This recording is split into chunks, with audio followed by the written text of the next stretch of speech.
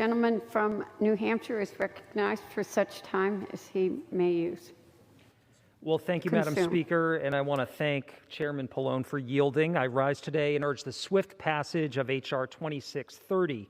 This legislation will save American lives by getting deadly chemical fentanyl analogs off our streets and allowing law enforcement to swiftly bring drug traffickers to justice.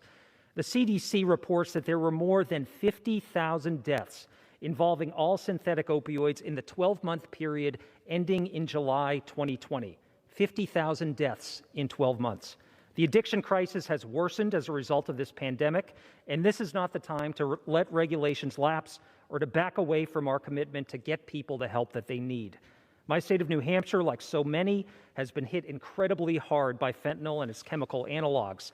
Chemical versions of fentanyl are ever changing, and we know that traffickers intentionally make small variations in substances, knowing that the scheduling process may take months in order to place these deadly drugs on Schedule 1 where they belong. This means that traffickers are often one step ahead of law enforcement. This legislation helps prevent that by ensuring all fentanyl analogs are categorized as Schedule 1. The DEA first issued a temporary order in February of 2018, and Congress wisely passed legislation extending that order through May 6th. My legislation, the Extending Temporary Emergency Scheduling of Fentanyl Analogs Act, would extend that order and again ensure that constantly changing chemical versions of fentanyl, often smuggled in from Mexico and China, are labeled as Schedule 1. The bill will prevent our communities from being flooded with synthetic opioids and will ensure that those trafficking them will be held accountable without delay. People are in a fight for their lives right now. Our country continues to be ravaged by addiction.